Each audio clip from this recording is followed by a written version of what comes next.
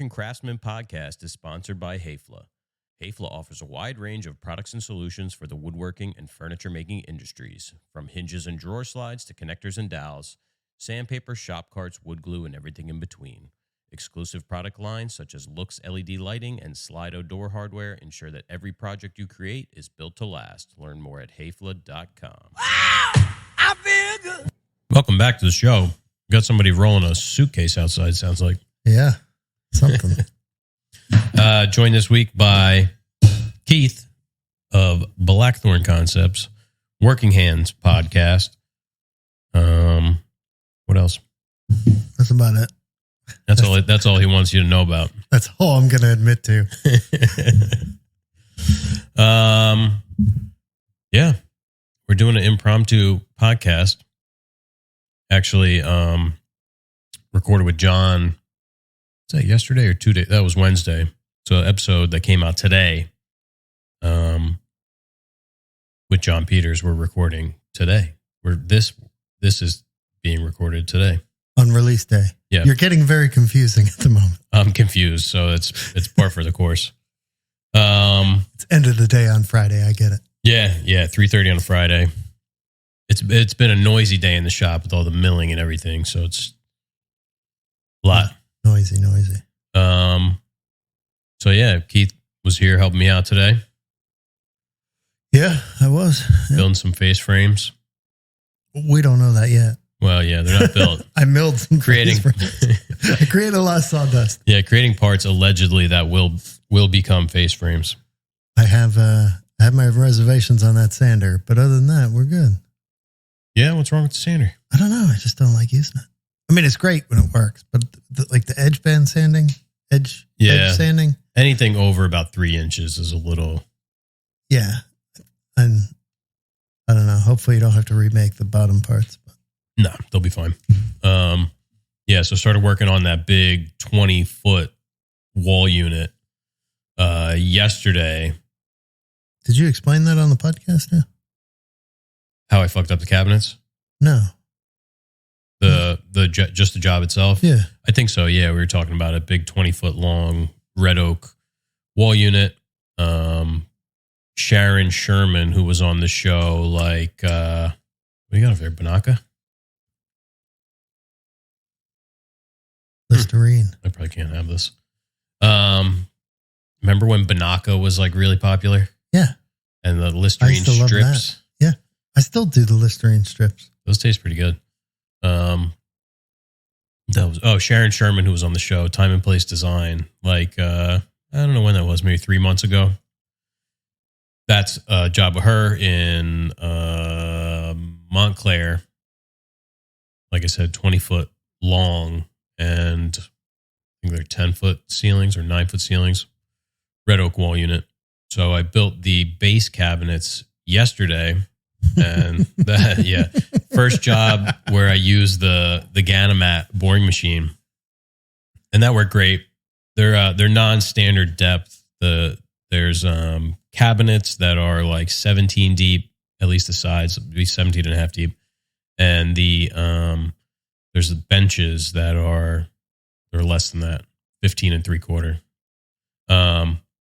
So the spacing on the drills, wasn't ideal because I'm trying to get it set up for standard cabinets. But man, works great. Dowels, pre-drills for the screws. You just run in the screws. Looks cool. Spritz a little water in the hole. But that's a wild system to me. The pre-glued dowels. Yeah. They have machines that will drill, spray the water, and insert the dowel. Why didn't you buy one of those? Yeah. Pony up. Well, like Greene Street money. Speaking of Greene Street money, the laser was paid for, meaning the payment cleared. I just sent an email out trying to find out if it's going to ship today. Hopefully it does, because it should take about 5 days and 5 business days. And that's all I got. Because after that, I'm going to be out of town. Needs to be here by Friday. Yeah. Otherwise, it's going to be the following week. But it is what it is, I guess. Anyway, these cabinets, I built them yesterday morning. If it doesn't come by Friday. 2 weeks. Yeah. I built the cabinets in the morning, and I had to run out and I had to get a sump pump because those of you in the Northeast know that, what was it, Wednesday, we had rain. We've had so much rain, but Wednesday night, it was like 60 mile an hour winds and just crazy rain. Did you lose power? No.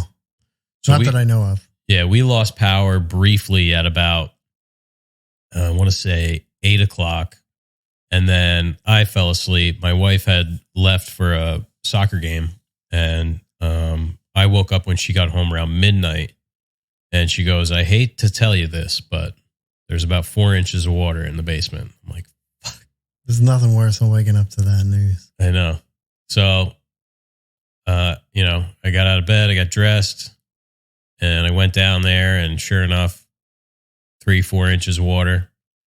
So the power went out, and the sump pump obviously wasn't running while the power was out.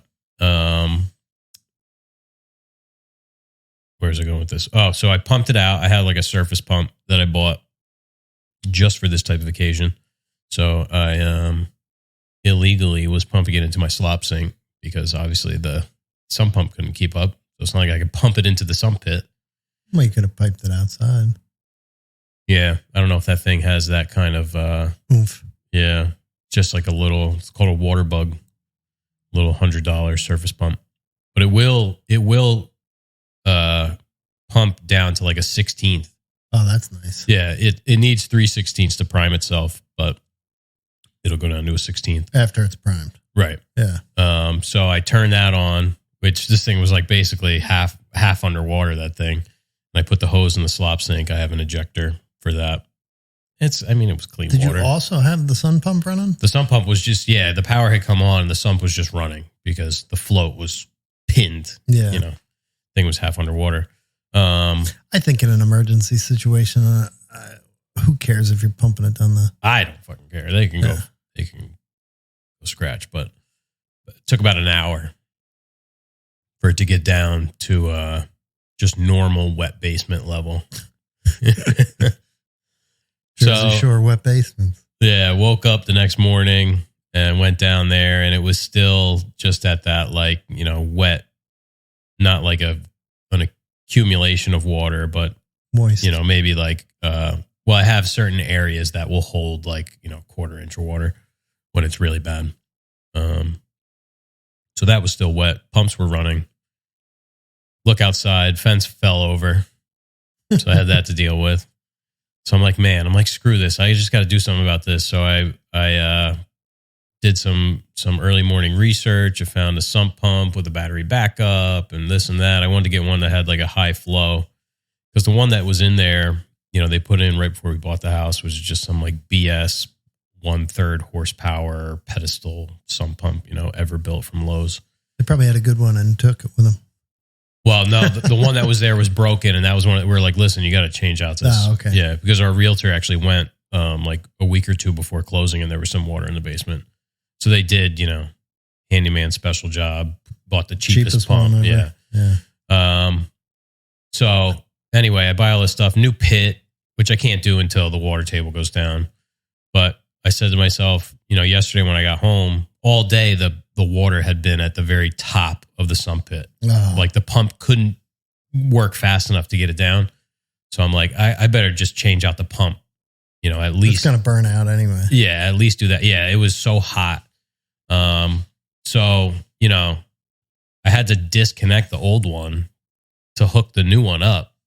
Oh, some more water was coming in. So the second I unplugged that thing, because I had to cut the PVC and stuff, because the new one's like way bigger. Yeah. It fucking weighs like 25 pounds. The second I unplugged that thing, it was just like you could see the water just like rising straight up out of the pit. It was crazy. So by the time I finally got the new one hooked up, there was probably like a solid inch of water in the basement. That's a lot of water. But got the new one in, plugged it in. None of my PVC leaked. And I was doing it. I was scrambling and I was cursing and throwing stuff. Oh, my son was upstairs probably like, oh my God, this guy's a psycho. He thinks that for other reasons. Yeah. He's like, can I have? I'm like, yes, whatever. Like, just leave me alone for like 20 minutes. Let me do this. The second I plugged that thing in, it kicked on and it ran and ran. And like maybe after 3 or 4 minutes, it was dry down to the bottom of the sump pit. So that other one was way undersized. Yeah. I mean, the water, you know, the pit it's like corrugated metal. It's not like a plastic pit. It's really old. And it doesn't like seem to have holes like throughout the whole thing. If it does, they're clogged up. So the water just kind of comes over, you know, the slab is here and then the top of the pit is like right at the bottom of the slab. So it's just pouring in. That's how mine was. It's like a bath, you ever seen those like fancy bath faucets that are like it just kind of like falls over the edge? It's like that, just nonstop. Really? It's crazy. See, at my house in Neptune, I was probably as close or closer to the water. I don't know where you live, but we were pretty close to the inlet. And only during Irene did I have it like that. Mm-hmm. And most times it would fill up with water, but it would take forever. But the other part of my basement would get water. So I'd just go and I'd fight it with a shop vac. Yeah. I didn't even wait for it to get over to the sump pump. Yep. Yeah. So all of mine is, it's coming up. Yeah. That's what I had. Groundwater would come up through the bottom. Yeah. So in some spots it comes through the slab. But my plan is to dig the pit down lower and I'll have the battery back up so I don't have to worry about. How much further down are you going to go? Well, the pit I bought is 22 inches deep. And I'd say the pit that I have now is maybe 18 inches deep. Mine was a good 2 foot.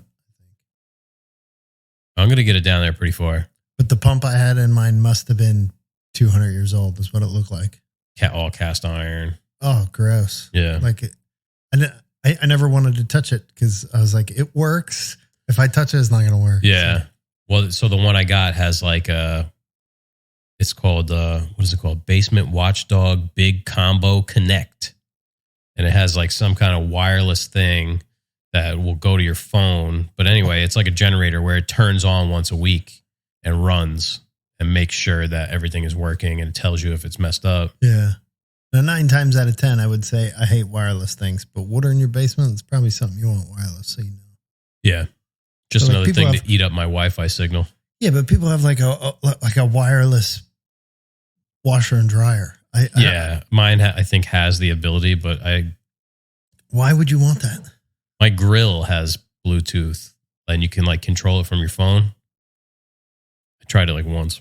I don't want to be that. I mean, I'm already on my phone too much. In those rare instances I'm grilling, I don't want to be on my phone watching the temperature of meat. Yeah, it was like, so you could plug in like the thermometers. Yeah.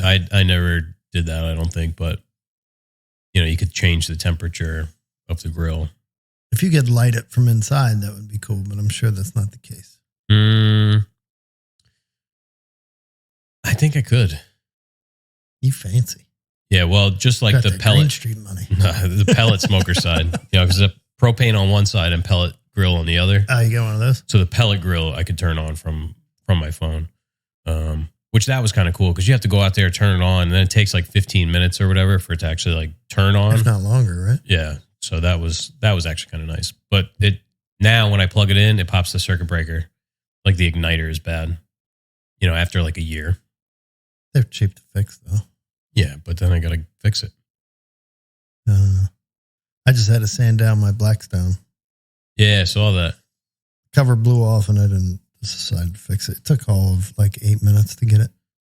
I'm pretty sure my grill is uncovered right now because the last time I used it, the problem is it's hot. And then you're like, oh, I'll come out in a little bit and cover it. I never cover it. So I just bought on Amazon because that was my problem. I don't want to put the fabric that.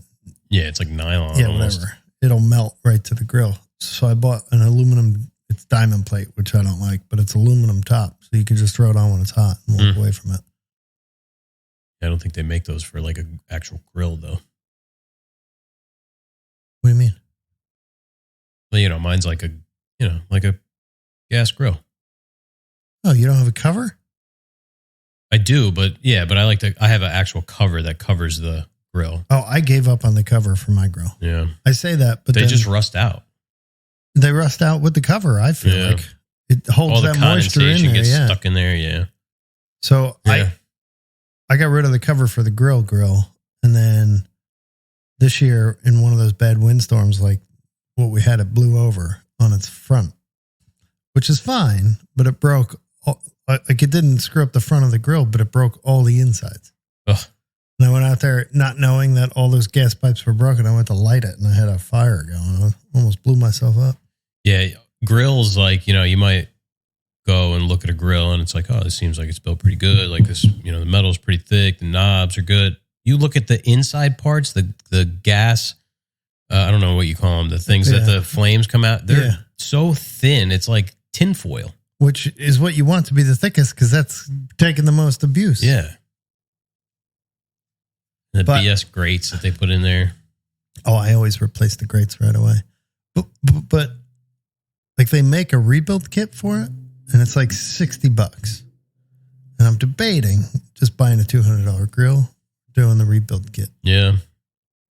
It's a Nex grill, NEX. I don't know if they're any good or not. I don't know. Mine's a Pit Boss. I don't know. I had the Green Mountain Grills pellet grill. The first one rusted out in like a year and they actually replaced it. And then the second one rusted out and the igniter went and I wasn't able to fix it after like another 2 years. So then I got the Pit Boss because I didn't want to spend like $1,500 on a Traeger. Right. And this was cool because my wife, she doesn't really like the pellet grill stuff. She's like, I don't like the wood taste. So she wants propane. So I got this one that's half and half.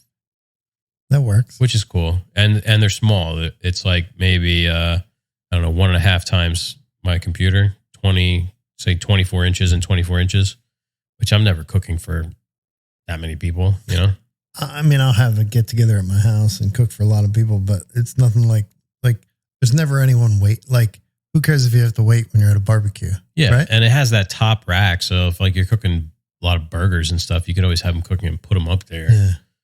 I mean, I cook like, I could probably cook 2 big packs of chicken thighs at one time if I needed to. Might be a little crowded, and if I use both sides, then shit, you cook a lot.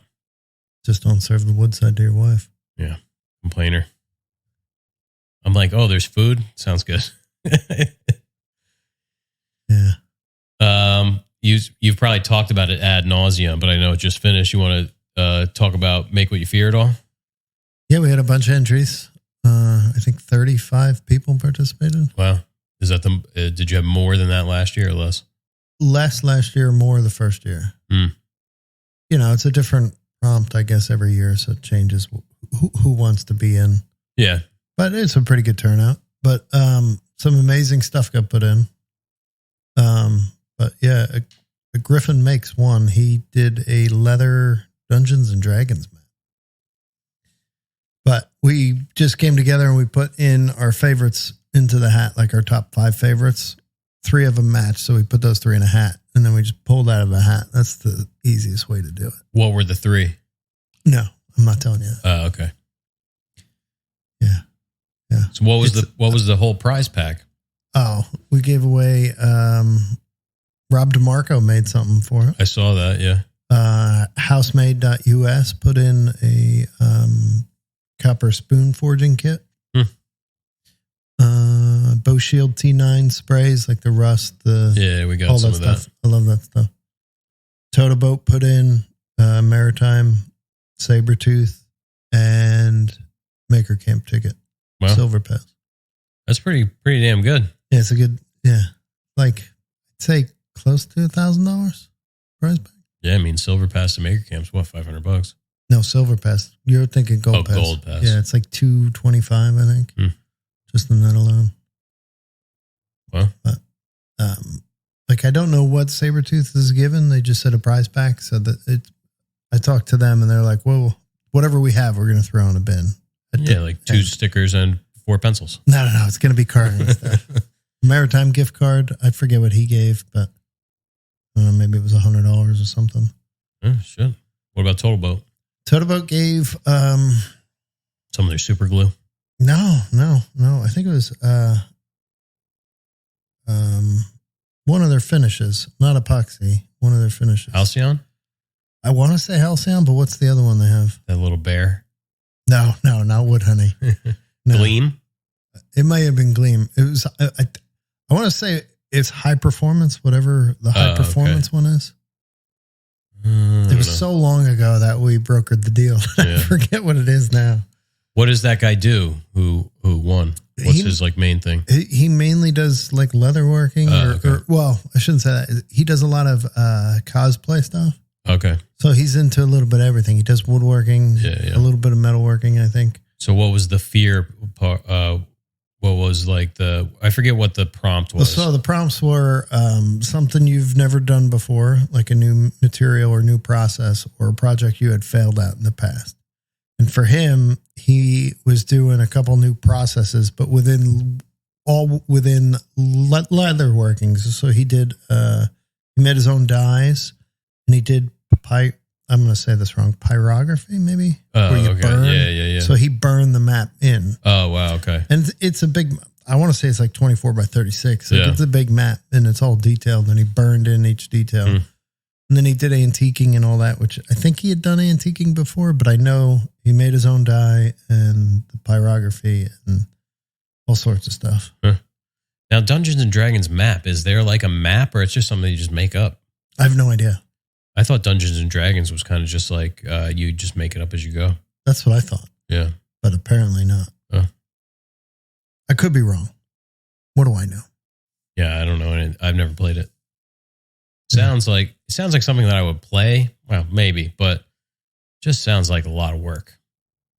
Well, I think it's a lot of work for the Dungeon Master. I only know from the 2 TV shows I watched that had it in there. It was Big Bang and Community. Let's see. Jamie, pull that up.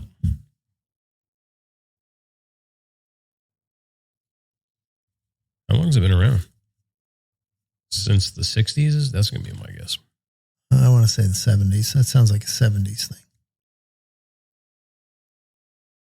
I don't know. I've never played. It was only recently that I found out that I knew people that played.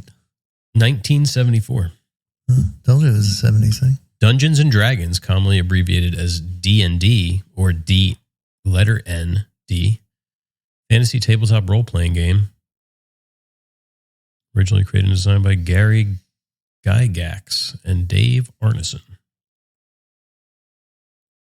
Let's see. Game was derived from miniature war games with a variation of the 1971 game Chainmail, serving as the initial rule system.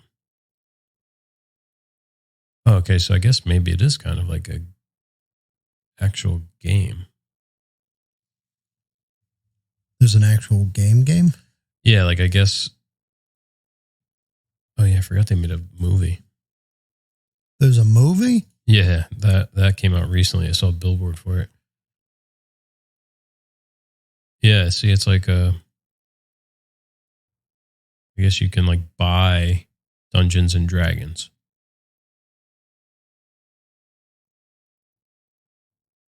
Oh, what the hell? Yeah. I'm over here looking at my computer thinking that it's up on the TV screen. I'm staring at nothing. There we go. Oh, wow. Tomb of Annihilation. I do know that Jacob at one point said the guy who drew the map started following along in his build. So I don't know what that means. Dungeons and Dragons map. He said the guy's name, but I didn't know what he said. Annotated map of Faerun. Is this what he made? I don't know. I don't think his map looked like that. I think there's different maps depending on your like dungeon master or whatever. I don't know. I don't want to speak poorly on this thing or not. I guess poorly. it doesn't take place in a dungeon. I guess not. It's like different lands. That was my assumption. That over there, what's that say? Westerlands? I thought it said Westeros. I love when you click on it, like on Google, like this, and then you go to it, and it's actually smaller. Yeah, drives me nuts. The Westerlands. Here, I'm pulling up his map now. I did look at it. I just don't remember what it looks like. Here's some more. I was like, this one? Via leather map goodness. No.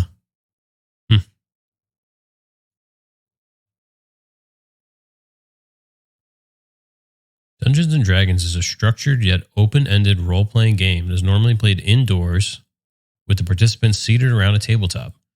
Typically, one player takes on the role of Dungeon Master, while the others each control a single character representing an individual in a fictional setting. When working together as a group, the player characters are often described as a party of adventurers, with each member often having their own area of specialty that contributes to the success of the group as a whole. During the course of play, each player directs the actions of their character with their interactions with other characters in the game.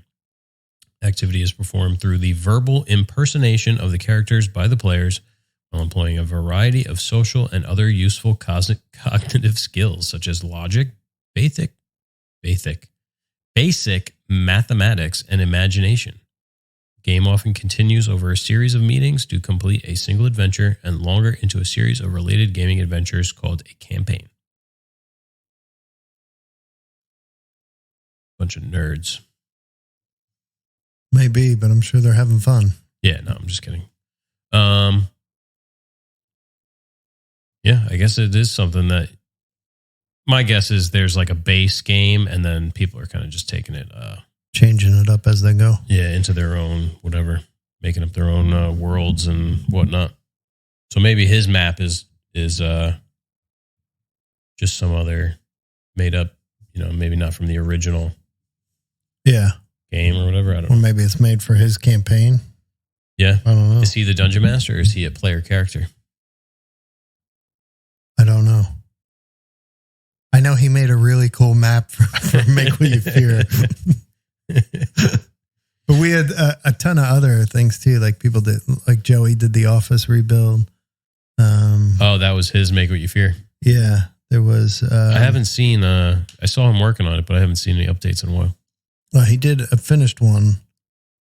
It was long, but it starts off with him, and he's got like this cool laser light behind him. Neon light. I think it's a laser room, so I call it a laser light. But he's got like a neon light behind him, and in that, he walks you through the whole build. It's pretty cool. Yeah, what... AJ made a crib. There was a coffee table. Oh, that I saw. The crib? Yeah. Yeah. He actually had his daughter. He finished early. Well, his daughter came on Tuesday. Oh, okay. So he had to have it done. Yeah. Congrats. Crafted in NJ, right? Yeah. Yeah. Yeah. What else was it? There was a ton of stuff. Matt with the the leather tool apron. That was cool. Insane. I didn't see a lot of entries because I don't know. I don't think I follow a lot of the people who entered. But Matt's I thought was really cool. And the leather he used was like had a really cool grain to it. It was like I don't know what the hell it was. I don't know. It was like I guess grainy is the best way to put it. Yeah, it was like almost like little like round like it was almost like ostrich skin or something. Yeah. Then there was Black Bobby did. I mean, I could go through the whole list, but people were doing like where they were learning turning. Somebody made a cool stand and did like etched metal for their like it's a display stand for something they sell. Yeah, a lot of stuff. People started going down into lapidary. DeMarco did a epoxy bowl. Yeah. Did he end up making a second one? Yeah. Oh, yeah. I think I saw it. A ukulele. Somebody made a ukulele. That's who had never made a stringed instrument before. Wow. That was impressive. I mean, everything was lapidary? impressive. Is that when you gemstones or something? Yeah, gemstones, yeah. Well, or just like, any stone. Yeah. Putting the facets on it or just tumbling it or something? No, it's where you have to cut it and then polish it. And just like one face, or that's putting like when you make like put the facets on it? I don't think or that's just facets. Like a more advanced. Yeah. It's just the more advanced on how you cut it or how you polish it. Some people started power carving, bathroom renovations, laser enclosures, an arcade out of a toolbox. That was pretty wild. Like an arcade cabinet? Yeah. But he made it into this is Dean from Dean Duplantis. He bought a Cobalt toolbox, and then like where the top opens, he had that on a linear actuator that would go up, and that would be the screen. Oh, wow. And then you pull a drawer out, and that's where you have it was pretty wild. And then he made all the electronics, through like a Raspberry Pi and whatnot. But yeah, he had to wire it all up. That's pretty cool. Some impressive stuff. The amount of things people go through is insane. I'm just in here cutting up plywood. So you're heading up to Group Forge. Yeah. Group Forge. Yeah. Yeah. I'm just gonna go hang out with Tony at night. I'm not participating in the Group Forge. Yeah. That's not a lot of work those guys do. Seems like a pretty serious blacksmithing event. Or at least maybe not serious, but a very purpose driven. It's like, all right, we got to do this and no time to dick around because it's exactly what it is. Yeah. I mean, I go up for the timber frame and that's the same thing, but it's like in my wheelhouse, like woodworking. Yeah. When it's black, and there are people who have never blacksmithed before and they go up and do it. I have blacksmith. I don't have the love for blacksmithing to want to have to blacksmith 8 hours or more a day throughout the whole weekend to get that project done. I'll do that with woodworking. Yeah. But for blacksmithing, no. So I like to just stick around in the forge. But all those group projects where you're working on one thing is pretty cool. It like builds a bond with the whole crowd and they're excited when it's done and all that. So timber frame would be cool. When's that? June or July this year? I think it's in July. Maybe I'll see if I can get up there for that. You should. That one's fun. Yeah. I will say, like the blacksmithing one, I feel like those guys work their butts off day and night, right? For the timber frame one, at least the year I went, we worked from like, I'd say after breakfast to dinner time. And then that was it. Like after dinner, we didn't go back out there. Like the blacksmith guys all go back out to the forge. No, I don't want to do that. And they just hang out and get hammered at night. And then they wake up the next day and they finish it. Yeah, no. If I got to put in more than 8 hours of work, I might as well just stay here. Yeah. But I mean, it's pretty fun. And there's like 20 people that go, 25 people or whatever it is. Everyone's got their tasks. So once you're done with your tasks, you're pretty much done. I was on Ed's crew from Ed John's. Cupola crew. The Cupola crew. And it was cool to work with him and just,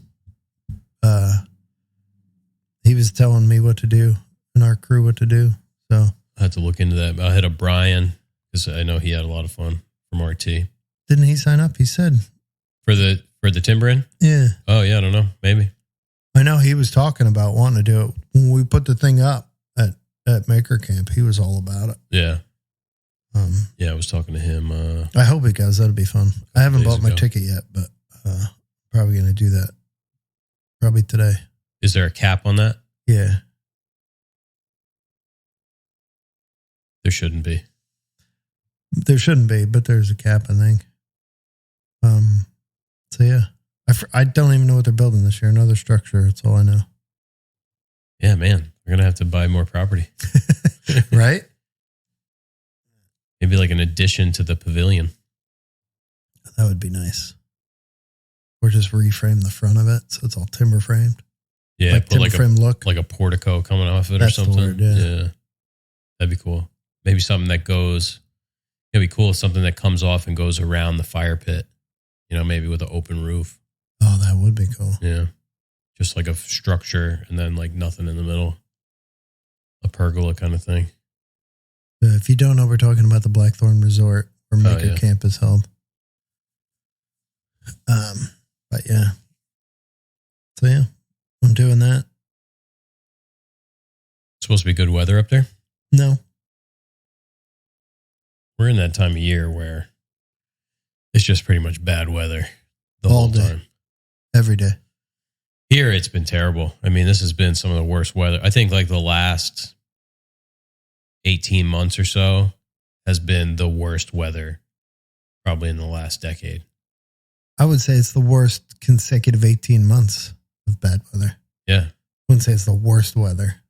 Well, yeah, that's what I meant. But Like, consecutive period averaging of time. it all out. Yeah, Yeah. this is the worst. Yeah. It's been too hot when it's not. It's been too cold when it shouldn't be. Yeah. It was pretty mild winter, but it was, the rain, man. It rained every day for like 3 weeks straight at one point. We got the double cicadas coming this year. Is that this year? The 13 and 17. We got earthquakes. We got eclipses. Oh, yeah. We didn't talk about that. I was going to put up a post and say I'm no longer answering questions about the earthquake. Right? Yeah. So around, what was it, like 10 a.m.? Something like that? 10:30? Yeah. I don't know what time it was. So we're in here working. I was, I forget what I was doing, putting legs on a cabinet, and Keith was running stuff through the sander. And I thought I felt something. I'm like, man, I'm like the dust collector. Some like the impeller must be getting loose or something. Like that thing sounds like it's going to freaking blow up. And then my wife called me. She's like, did you feel that? And I was like, oh, man, that was an earthquake. I was over there working, and I'm not used to working in here. And all of a sudden, I felt like I was getting dizzy, and it like a little bit extra noise. I'm like, man, these machines are weird. I had no idea until I got a text that said, did you guys feel that quake? And then like for the next 2 hours, that's all I got was, did you feel that? Yes, I'm in New Jersey. Everyone from Rhode Island and Maryland felt it. You don't have to keep asking. Yeah, I could feel like the ground shaking, which, when you're working around machines isn't like a weird sensation to have. But, I work in here 40, 50 plus hours a week. And I had never felt that like vibration like that. So I was not convinced. First thing I didn't think was earthquake, but I knew something was up. Yeah, I remember the last earthquake that I actually felt. It didn't register until after, like probably 10 minutes after that. Oh, that was an earthquake. And then you go on your phone and you look and you're like, oh, okay, that was an earthquake. How about that one in Taiwan? Did you see some of the clips from that? Oh, that just happened. Like scary. The guy in the pool. Oh, I saw that. That was he's crazy. Like putting his hand up. Yeah. It's just scary. a distraction. It's a distraction. But did you see the guys driving across that bridge? Oh, yeah. And they all come to a stop. I would have kept driving. The Baltimore bridge you keep going. Yeah. You hammer down. I would not stop on a bridge. I don't know. I wouldn't stop anywhere. Although, just this past week, I had to go over the Verrazano. Mm-hmm. And I got stuck in traffic, and I'm sitting up there, and I can feel it shaking, and I'm just watching all the container ships going underneath me as I'm sitting up there, and I'm like, let's move. Let's move, guys. I've only been over the Verrazano, I don't know, maybe twice. It's a pretty big bridge. Yeah, I've been over it countless times. If that bridge goes down when you're on it, there's not, it's over. No, it's way up there. Yeah. I've been under it more times. I've been over it. Yeah, it's over. Oh. Yeah, that's the entrance into the Hudson River. At least from here. Gothels, as they say. Oh, is that what they call it? Something like that. The Gothels Pass or something. Yeah. Where's the Gothels Bridge? That goes from somewhere that's to on Brooklyn, the other side right? of the island. No, that's Staten Island in New Jersey. Okay. Where? Oh, from like up north, more north than the outer bridge? Yeah, it's the next bridge up after the outer bridge. How many bridges are there? 3. There's the Bayonne Bridge. Okay. Yeah, I've seen signs for that. I mean, that's more of if you're heading north, right? From Staten Island into Bayonne.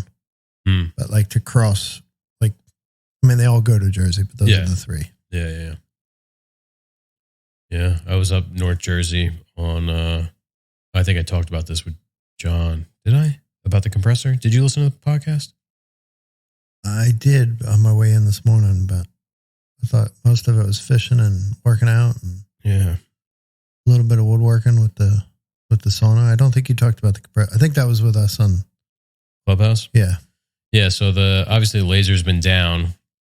They sent me another bad tube. So I think Monday, they're supposed to send me a new tube and a power supply, but the compressor also was down. And so I had to drive up to, Moonachie, New Jersey, which I had never heard of. And, in that East Rutherford area, I got off at like MetLife Stadium, American Dream Mall, kind of exit off the turnpike, and then took some back roads to, what was it called? I forget. Electrical Supply. And grabbed 2 contactors, one as a backup. So thankfully that was it. Just like I spent more time dicking around trying to figure out what the problem was than I did just changing out the part. Yeah. But now I know. The guy said so the contactor is basically just a switch. And I guess the pressure switch from the compressor tells it to make contact. It's normally off. The pressure switch, I've got a freaking dry mouth. The pressure switch will tell it to make contact. And there's like a little button in there that you can actually press to make contact, like a little spring-loaded button. What, like an override? No, it's just like a button. I don't know. All right. And if you hold the button down, the motor will run. It's supposed to stick. Like, I guess the electrical contact makes it stick. Like, same way that if you're getting like fucking electrocuted, you can't like let go of the wire or whatever. Oh, okay. And it wasn't sticking. Like, if I held it down, the motor would run and I could get the compressor to fill up. Is it like a magnet switch almost? I think it's the same concept, but there's no magnets. Okay. It's just relying on the contact of the electricity or whatever. I don't know. Somebody could probably explain this way better. But then it got to a point where I would hold it and it would just like, there'd be all kinds of crazy sparks and the motor wouldn't run.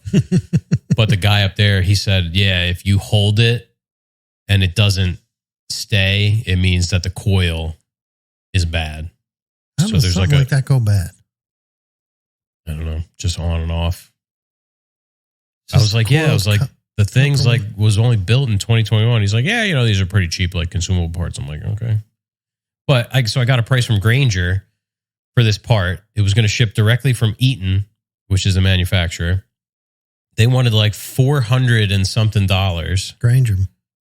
I had no idea Grainger was such a ripoff. Oh, yeah. I had no idea. Unreal. $75 I paid. I got 2 of them for $153. I went one time to go buy a laser because I had a laser go bad on me. Like a LDM? Yeah. Yeah. I call them the distos. It was a Leica. And I went there and they wanted like $2,800 for it.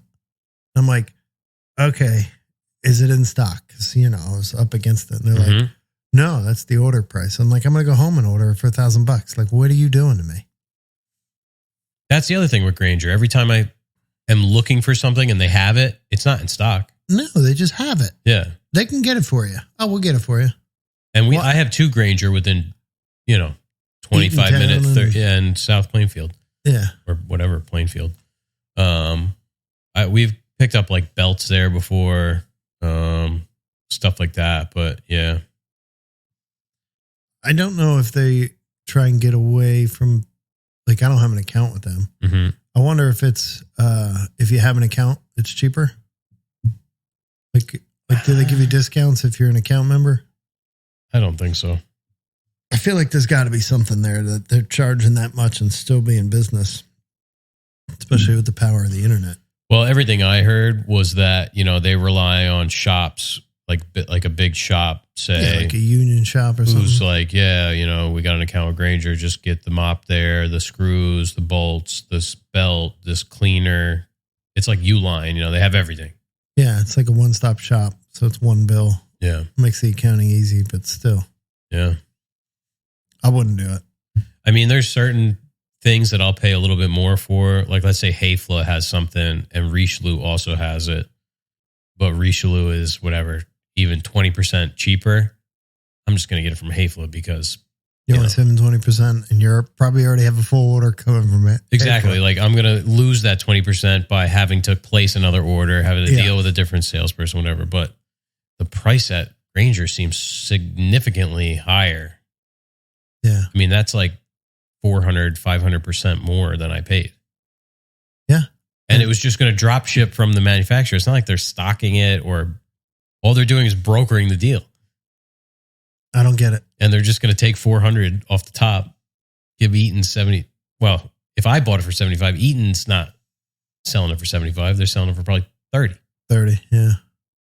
Because the guy you bought it from has to buy it, have it delivered, store it, sell pay it, somebody to sell it. Yeah. So So the dude working behind the desk, it's the same guy I talked to on the phone, and he was kind of grumpy because, he was like, so basically what happened is I found it through Grainger. The price was insane. It was going to drop ship. So I didn't have time. Obviously, I need a working compressor. So I called up Quincy. They have a sales office in Pine Grove, New Jersey. And first I asked about service, $175 an hour, plus travel, plus parts. They might not have the parts, blah, blah, blah. I'm like, okay, go. For an air compressor. Yeah, then I called Air and Gas Technologies, which is like a more local, they do air compressors, oxygen, supply, all that kind of stuff. They were $150. But same thing. It's like if we don't have the parts, whatever. And I'm still talking to them about doing PM. It takes forever to deal with anybody. But anyway, so I talked to Quincy. I'm like, do you have this part? And he's like, oh, let me look. No, we don't have that anymore. It's like discontinued or whatever. They're using some other contactor in their compressors now. He said, give this place a call. They're local. See if they have it. So I called and I said, yeah, do you have this Eaton part number or whatever, blah, blah, blah. Oh, let me check. Yeah, we have it, $75. I'm like, are you sure? I'm like, because I got a price from Grainger for like... Is that when he got grumpy? Yeah, he goes, well, you want to go get it from Grainger? I'm like, damn. I'm like, I'm just asking because, as they say, if it sounds too good to be true, it usually is. So I'm just trying to confirm before I drive up to Moonachie, New Jersey, that this is in fact the correct part. Is that how you say that town? Moonachie. Yeah. Moonachie. I always thought it was Moonachie. Maybe it's Moonachie. I don't know. I don't know. I've never heard anyone pronounce it to me. Yeah, so. It's one of those two. So yeah, I'm like, man, this guy's kind of a dick. So I got there and then we ended up striking up a conversation. He's like a hobby woodworker. He bought a place up in Maine. He's getting ready to retire. He's going to build a shop. Yeah. So that was cool. Yeah. It's always nice when you think somebody's going to be a dick and then you figure out that they're not a dick. Yeah. Well, I mean, let's say you had a business where you wanted somebody to come in and buy something and they're talking about your competition every time they call. Like, you get a little grumpy too. Yeah, that's true. Like, but I did preface the whole thing. How much does this cost with you? Because Tom said, not an electrician. I made all that clear at the beginning of the phone call. Oh, okay. Yeah. All right. Fair enough. But yeah, we all have our moments. I have plenty of moments daily. I'm just a sweetheart all the time. And other lies I tell every day. Had a couple guys come by today, Muhammad and Hassan, who were referred to us by Rich, our outside sales rep from Hayfla. And they have a shop up in one of the Washingtons, New Jersey. Not sure exactly which one. Yeah, we got to find out which one. But they have some nice equipment. I'm not sure what I don't know if they said they have a Rover or what. But anyway, they're looking to expand into parts cutting. And honestly, I'm not very pleased. I think I've said this before with the guy that we have up in Connecticut, Parts Cutter CNC. We had a bunch of issues with the last job that we ran with him, and then I'm having communication issues with this current job that I'm trying to give him. So looks like he's going to send me a price on Monday, but these guys, Muhammad and Hassan, they're going to send me a price on Monday. So we'll see. They brought a sample of something that they had edge banded, and it was high gloss with a white gloss, black high gloss with a white edge banding, and it was nice. Looked pretty sharp. That's one of the things, the guy in Connecticut, I can't have him edge band because the stuff that we got edge banded, it looked horrible. Really? Yeah. So that makes life easier. They have a return conveyor, all that stuff. So the big thing for me is when it shows up, I have to sort through all of it and say, okay, this gets edge banded, this doesn't. This gets edge banded, this doesn't. It's a lot of time. If you're having the parts cutter edge band it, are you still in need of your edge bander? Yeah, because I'm not going to have every job cut by somebody else. Right. Just a kitchen, because it takes a lot of time. Mm-hmm. Very cool. Yeah. And then there's always, might have to make a piece, might mess up a piece, have to remake it. So repair or whatever. Yeah. Yeah, so that's cool. We'll see. They seem cool. Yeah. Seem very knowledgeable about Mosaic and, so they use Mosaic. The guy in Connecticut uses Mosaic. And one of the things I always asked him, like, can I just send you the file? He's like, no. Send me the multi-print, which is just elevation views and plan views. And then he puts it into something else. What the hell? So what is he putting it into? I don't know what program it is, but it's some other CNC. He may have a CNC that doesn't work with. Well, yeah, it's probably like the proprietary BSE, because I know he has BSE CNCs. It's probably their, I forget what they call it. It has a name. It's their proprietary CAM software. Yeah. So he doesn't want to do that middle part. But these guys, it's like, I'm drawing it in Mosaic and now I can send it to you in Mosaic. And then I don't care what CAM you put it into. You could use the G code right out of Mosaic for all I care. But at least I can send it to them and they can see everything and manipulate things if they need to. Wanted to be involved in that process. Yeah. For whatever reason.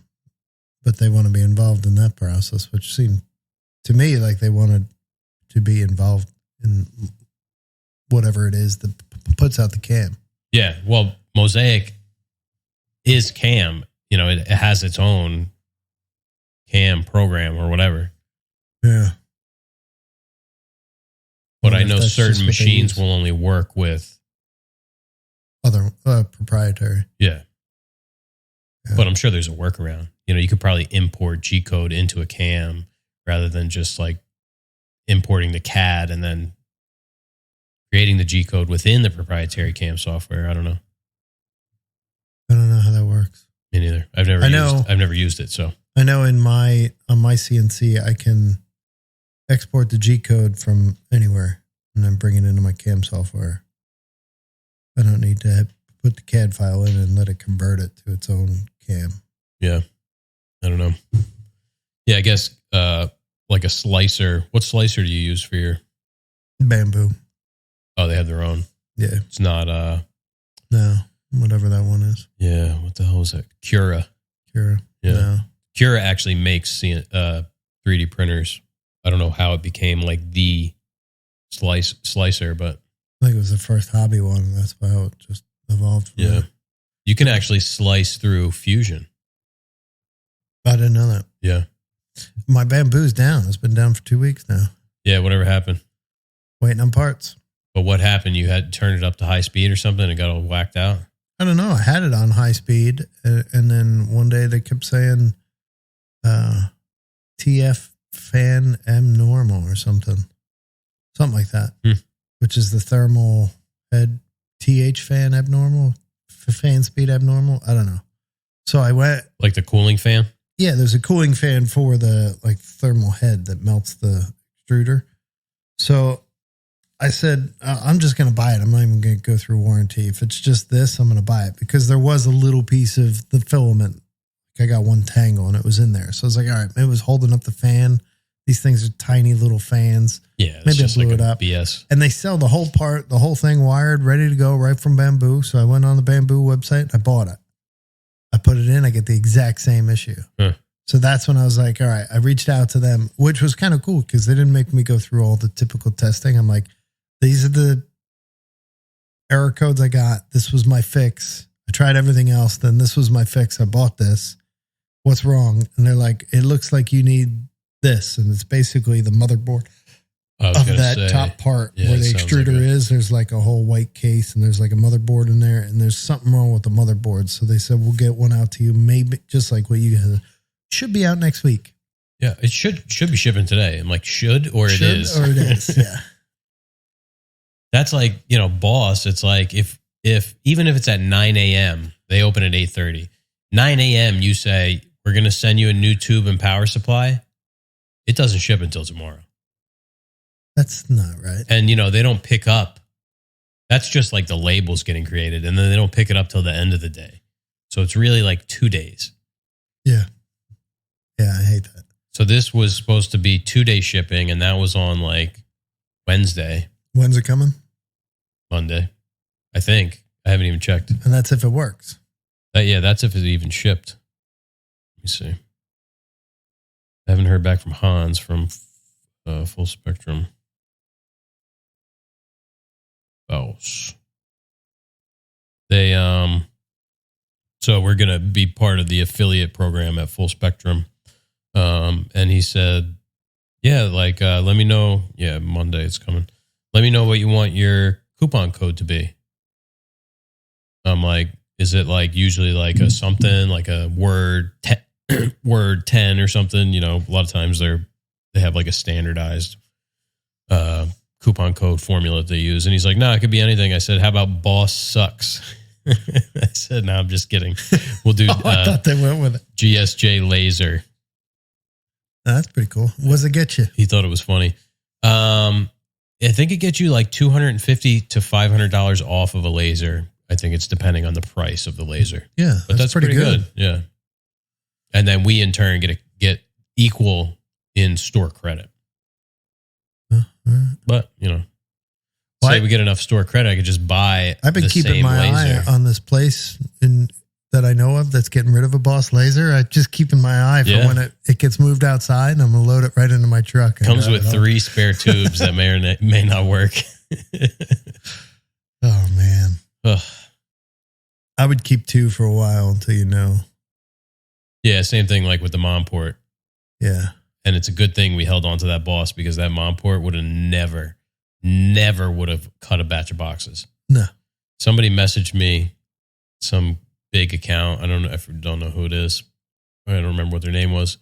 Hey, did you ever get that mom port aligned? I said, we sent that heap of shit back.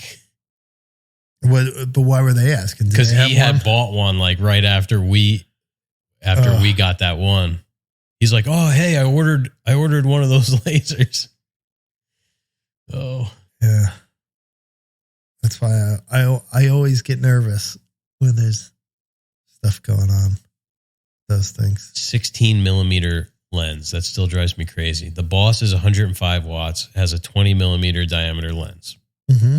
The mom port shows up 150 watts. So all intents and purposes, let's say 50% more powerful. Yeah. Shows up with a 16 millimeter lens. That's 20% smaller than the 105 watt lens. Yeah. Something's not adding up there. The Full Spectrum has a 25 millimeter lens. That makes sense. So what 25? What 16, power is it though? 150 watt. 150, and this is 105. 105, yeah. So it should be faster then too, right? Yeah. Or at least the same speed as long as it works. Yeah.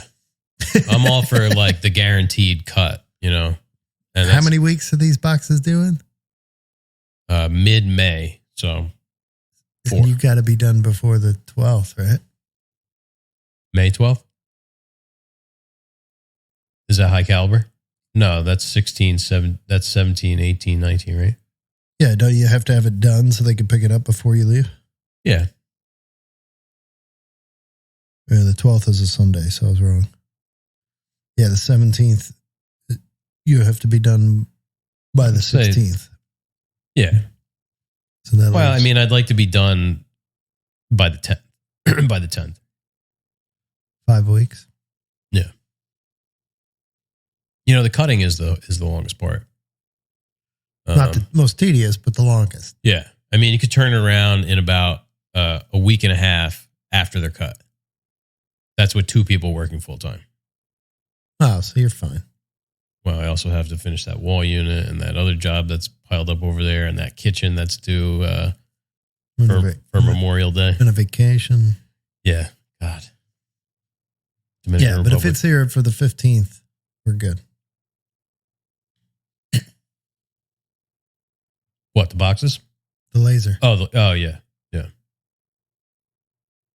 Yeah, hopefully the Boss will be up and running on Tuesday afternoon. We'll see. That'd be nice if I could get that thing going Tuesday. Let it cut for 4 days. That's a decent amount of boxes. And then the following week. Especially if I start coming in early.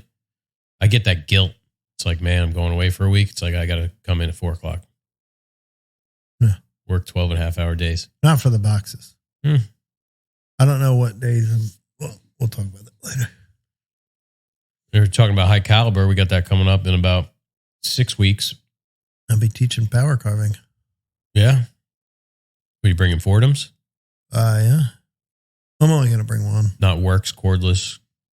No. Spinners. I don't bring garbage. I bring real tools. I'm doing Fordham. I just bought a couple grinders. Those Milwaukee ones? Yeah. They're not rat tail grinders or not die grinders. They're just regular grinders? Regular grinders, yeah. I have a right angle die grinder that I'm going to bring. I have a pneumatic one if you want me to bring it. Then we have to run a compressor. Oh, okay. Oh, what do you have? Like the little Milwaukee one? Yeah. I got the Chief from Harbor Freight. Oh, nice. That's what I did that drippy cherry thing with. It worked out well. Yeah. Yeah. Yeah. The Fordham, I don't know. I was removing a lot of material. With the Fordham? I did use the Fordham quite a bit because our compressor couldn't really keep up with that. That's the problem with the air tools. It's when they're blowing at 120 PSI, it's great. But when you start losing like PSI. 20 CFM or something. Yeah. But yeah. So I got some grinders, the Fordham. I'm going to bring a Dremel. I don't know why, but I'm going to bring a Dremel. What do you have? Discs for the grinders? Yeah. Yeah. I like power carving. I haven't really had an opportunity to do it other than that drippy thing, but that was a lot of fun. It's fun. Yeah. Is it? Yeah, it's fun. I like it. I consider it the more artistic side. Yeah. Is like if I'm going to carve something, I don't want a straight line. I don't want that. If I wanted that, I'd go to a CNC. Yeah. So I try and just do some funky stuff or something organic. Yeah. Yeah. So, what else is going on at that? There's somebody doing turning. There'd be blacksmithing, obviously. Blacksmithing, machining, sewing, leatherworking, I think. Screen printing for sure. Oh, that's cool. Yeah. I should have probably saved that link that Austin sent. I have it. I'll send it to you. Okay. Yeah. Because that would be a lot of scrolling to get back to that. Yeah. Quite Actually, a bit. I think you can search now. You can. Within, yeah. It doesn't always work though.